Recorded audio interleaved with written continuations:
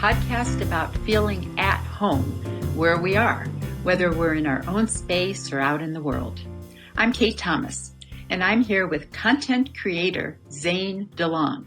Among Zane's many endeavors, he reviews cult films in his YouTube series, Movies from the Deep. Zane, I just watched Great Walls of Cinema History, which is a recent addition to the series. I found your commentary to be philosophical, humorous, even poetic. Please talk about your passion for film. Well, thank you very much. The reason I make these shows is I kind of had a passion for movies. Started in high school. I always thought like good movies were like what we'd see on TV, like The Shawshank Redemption. Like that was my idea of what good movies were for the longest time. But then I kind of started. I saw just a clip of Pulp Fiction on TV, and I was like, whoa. I don't know what this is. It totally enamored me, right? It's like this weird genre mashup of a movie. There's all these things that seemingly randomly associate with each other, and like I wanted to find out more about that. It was because like I felt like I was being thrust into an adventure. Actually, like that was really cool. Like it was a whole new feeling. And so that kind of started me on this journey of discovering different kinds of movies that, in many ways I felt like were, each one was a new discovery basically. And like the next one, that really kind of blew my mind was Eraserhead by David Lynch. And these movies, they communicated on such a different level. In such a different way that those kind of like made my ideas of what film was, it expanded them completely and was like, oh wow, there's this whole other world, right? And it became a journey of discovery, basically. And that's where my passion for movies comes from. How many movies, just a rough estimate, how many movies do you think you've seen in your life so far? I don't I don't keep a running tally, but no, I imagine you don't. But is it thousands? Is it tens of thousands? I don't know. It's hard to say because I don't like. I'm not always consistently watching movies. Actually, I find that I actually have to take breaks to just like. Do something else, whether it's, reading books, listening to music, or even playing video games. Like I will take kind of asides to just do something else and then come back to it, Mm-hmm. And I think that's really important for me is to kind of have like I feel like it helps me gather myself and kind of reapproach movies again and to feel like I'm approaching it not necessarily anew, but with a more fresh attitude, essentially. Because that's what's fun to me is like the sort of whenever I look for movies, I'm not necessarily looking for the same types of movies, and so like I'll find like a masterpiece or whatever, in some maybe like trashy movie. As well, and kind of bunch them together, watch them at the same time, and that it's more that kind of influences my thing of how I watch movies, So as for how many, I really don't know. Mm-hmm. I mean, definitely hundreds, like thousands. I'm sure, like over 10 years, it could be that. It very well could be. Yeah, I would say that's pretty. I think that's pretty certain. Okay. Yeah. So to be long-winded about it, yes, I've seen a handful. Just a few. Viewers on YouTube can find Great Walls of Cinema History and other episodes of Movies from the Deep on your Welcome to the Mess Lab channel. That's mess as in messy. Why did you call your channel that? Well, I wanted it to be instead of having like a name that was like God, it's difficult to describe, but I wanted it to have kind of an inviting name, but also a little weird as well. You know, it's a little edgy, it's a little strange, and it's pretty welcoming, I think. Mhm. Literally, you know, it's in the title. Right. But yeah, but the idea was to open it up for some level of experimentation. I think that describes it definitely describes movies from the deep, and it describes the one music video I have on there right now, and generally the other music videos I've worked on too, and how I approach work in general. I'm more interested in kind of being honest to the material that I'm approaching, and you know, the question of what is honesty comes, which that's a whole can of worms, but that is ultimately what I want it to be, is honest. And Mhm. however I approach that is kind of, it is for each individual piece of work. I need to figure out what that kernel of honesty is. Yes, that makes sense.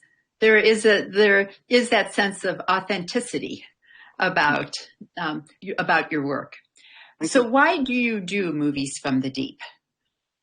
Yeah, it's I found that I have a different perspective about movies that is, again, honest, but it's also, I don't think necessarily mainstream, but Hmm. I think people get it though. I do it because I want to talk about kind of the feelings of watching a movie. However, like, you can't just talk about your feelings watching the movie, or else it becomes kind of sloppy, right? Like, you got to back it up with details, and you have to have examples of why this would create and Hmm. cause that emotion. Um, you know, like essays, or any Right. artwork in general. Yeah. So how much research would you guess that you put into into producing each episode? I would. It does depend on each episode. So I definitely take a moment to just figure out how I'm going to incorporate the background into it, because I always write about a paragraph of background for most standard episodes of what's the context for this movie? Why was it Mhm. released? You know, and I try to meld it into the thesis of the episode as well. So, Hmm. like the recent one, Great Walls of Cinema History, since that was covering 5 movies, that did take a good bit of extra research. Yes. Uh, and so yeah, I mean, it's mostly Google searching. It's you know, reading the liner notes of the home releases. You know, it could be finding even books sometimes. And like at the library. I mean, like, I cut some details about Stalker in Great Walls of Cinema History because I realized my research was wrong.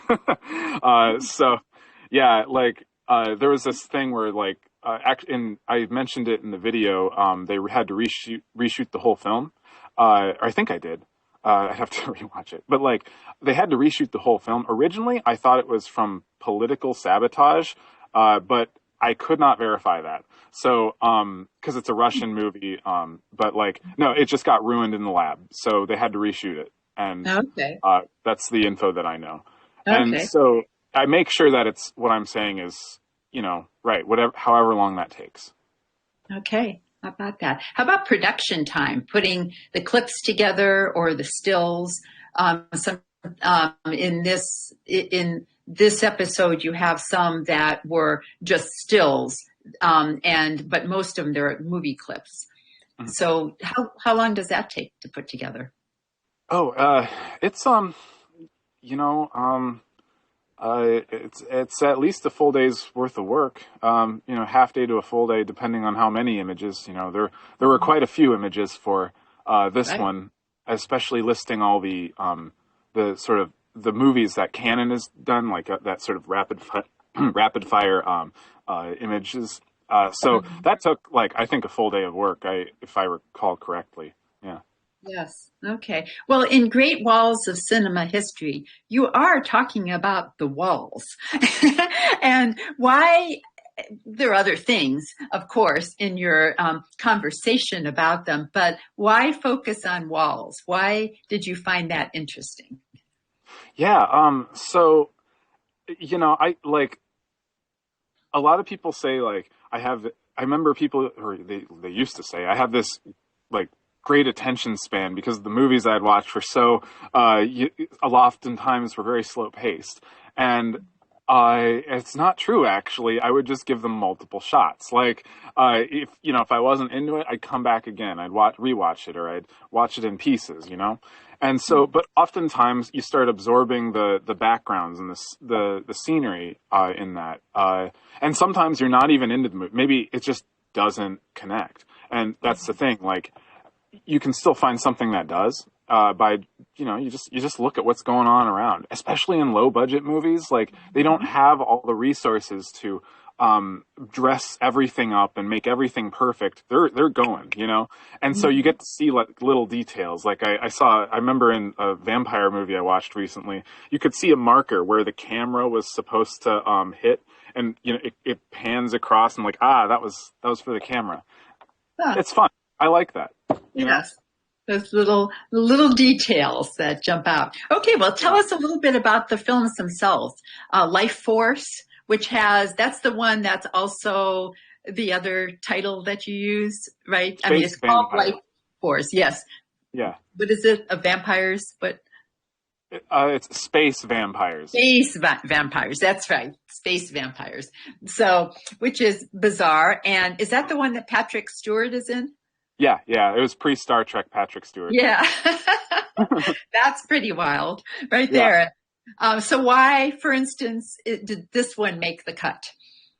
Well, the production designer, I believe, worked on Alien. I believe that's correct. And like it's a beautiful looking movie. I'm sure you got that impression from this incredible cavern that they've created with these intricate details, like Mm-hmm. incredible. Like it was awe-inspiring. Like the movie's borderline incoherent, but like it's really interesting though. So like I thought it was worth it for that reason. And like Toby Hooper, the director, he was known. He shot Texas Chainsaw Massacre. This guy is like, he's pretty legendary in horror. And yeah, I thought it was a cool one to talk about, and it's one of those movies that you watch and you're just like, what did I just watch? I'm not going to forget it, but what happened? Like, you know. Right. So I thought that made it worth it to cover. Sure. Okay. And Stalker, Oh yeah, the that's a classic. aforementioned Stalker. Yeah, that's a wonderful classic about the kind of shifting political climate in Russia and at the time, and it I wanted to cover that one because it's so sensory. Like there are these amazing shots where it just so to give you background, in his first cut of the film, Andrei Tarkovsky, the director, he created his intro was his first part was kind of long, the introductory part to the movie, and so people complained about it, and so he made it longer. and, uh, Little perversity there. yeah, right. But it works. It works beautifully. It actually, it works. The movie is perfectly paced, if you ask me. Like, but beyond the pacing, like the way they show the walls and how history happens with just a camera pan is really interesting. Like you'll see these the most descriptive parts of this history are when it's panning across or trucking, I guess, trucking across a riverbed, and you see like a gun, a religious symbol, and you see these like broken like pieces of like civilization just kind of in there. It's really interesting, and it just does this. It just takes a moment to do that, and it does that again with the walls. You get to see like what was this place? You're wondering the whole time. And the characters are having a sort of philosophical debate along the way, as well as the stalker. He is leading them to an area where they have their wishes granted, but they can't go directly to that, or else something will happen. And so he has to throw stones to make sure their path is clear, and they wind through it. And it's a political analogy of the time, and that could take a while to talk about, but it's really good. It's really interesting. All right. Paysan? Yeah, and so that movie it's about Italy during wartime, and the segment I focus on is where a military policeman and a poor boy in the streets are just kind of hanging out. The military policeman was partying hard, and he's just finds this kid, like, whatever. But one interesting thing is this movie was released in 1946, and this guy, he's black.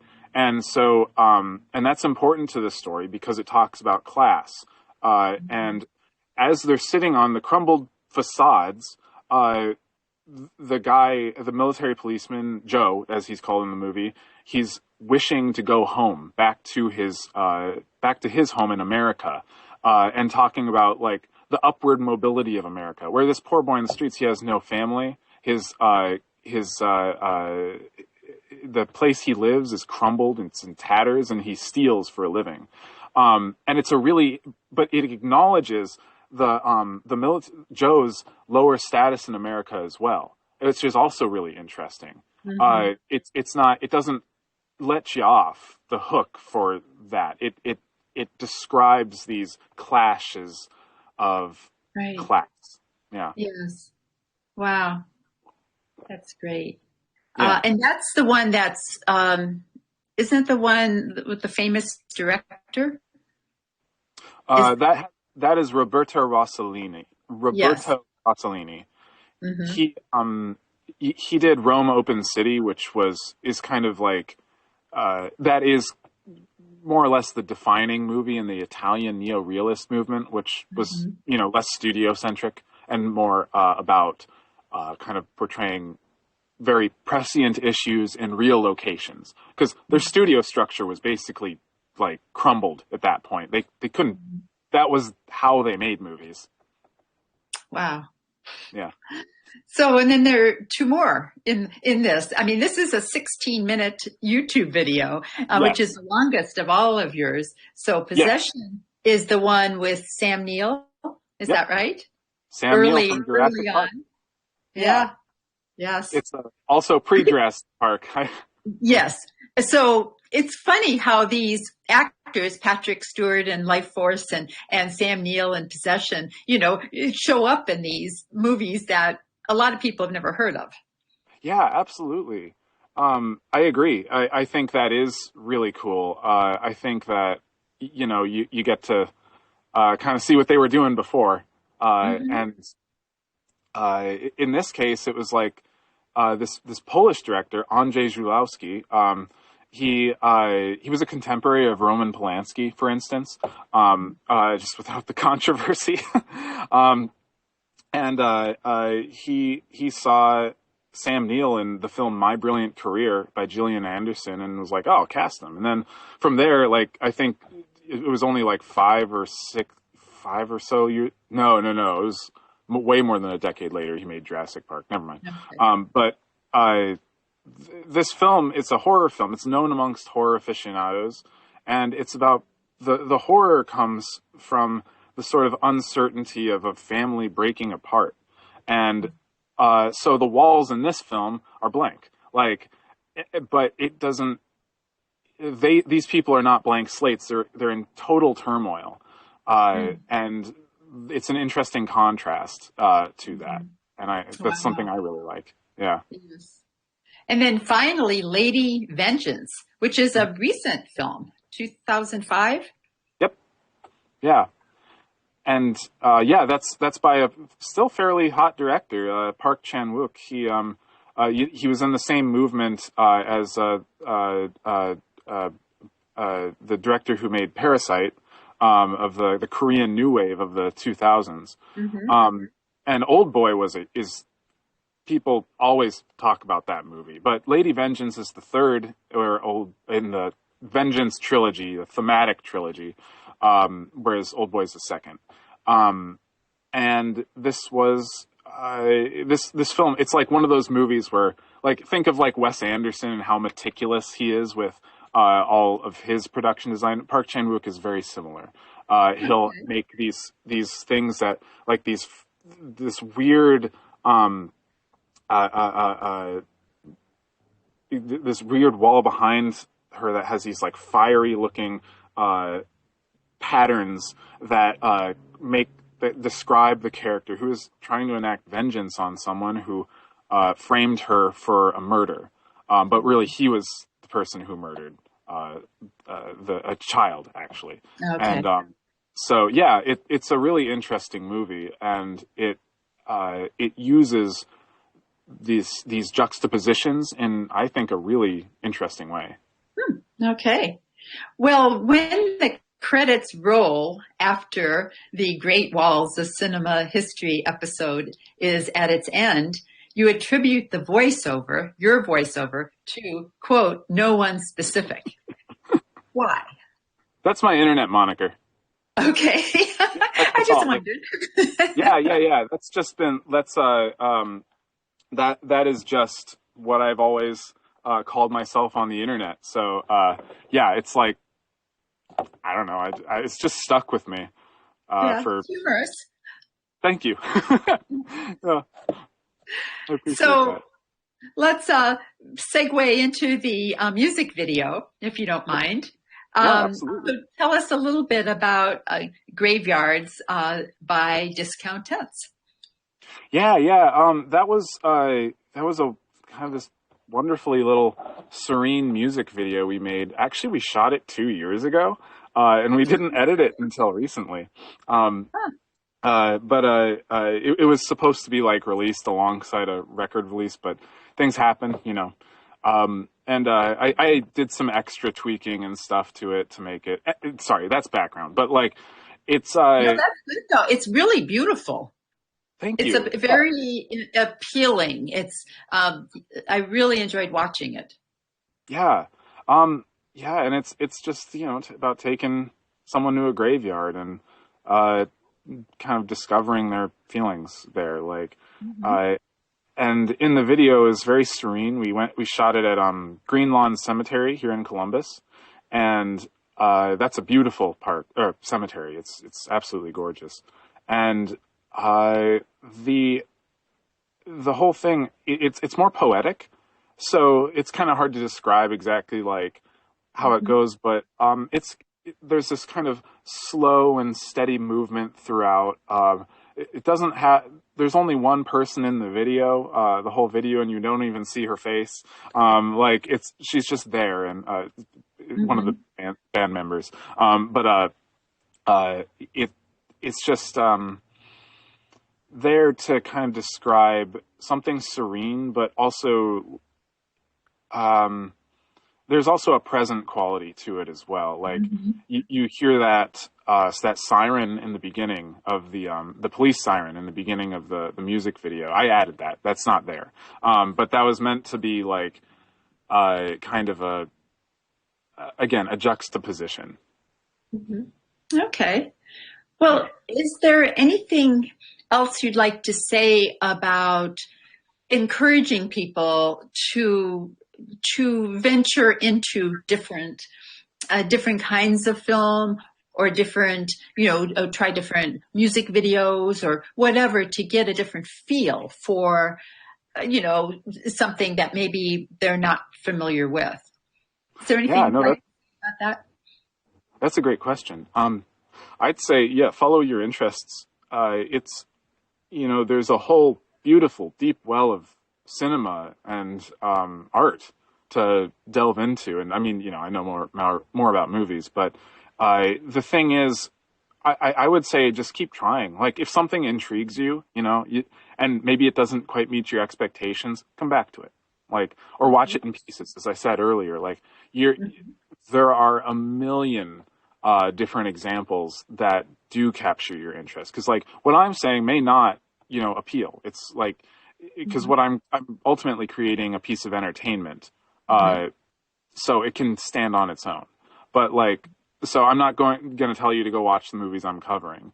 If you do, that's great. But if you don't, whatever. You can always, there's always a way to look for something that speaks to you.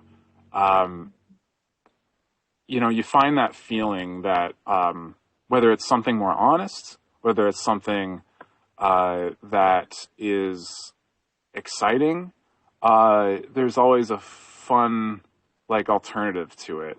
And it does take discovery. Like that, it does take looking, though. I will, like, you know, it can take time to find something that really speaks to you, but I think I love it. I love the process of looking for cool stuff. I do. And then writing about it, basically, which is what you do in your scripts. Yeah. That's great. Do you want to give us a little preview of your next episode? You usually have one in the works. I do, yeah. I've actually gotten the script mostly written. I had actually originally, I was not sure if I was going to release the 4th episode at first, but I went back and rewrote it and re-recorded it, and I was like, oh yeah, this is worth releasing. And that's the Great Wall. Episode. Yeah. That's right. Okay. And so the 5th episode, I'm going to be covering Army of Shadows. It's a film about the French Resistance during World War II. And it's ultimately about identity, and how that factors into our lives. Because, you know, in my episodes, I always introduce you with something that is generalized and not generalized, universal, but through a specific way. Okay. So yeah, it's about identity, and how it changes under certain circumstances. I'm not going to say any more than that. Okay. Well, I will have to just check it out when it's up on your YouTube channel. So I really appreciate you being here today, Zane.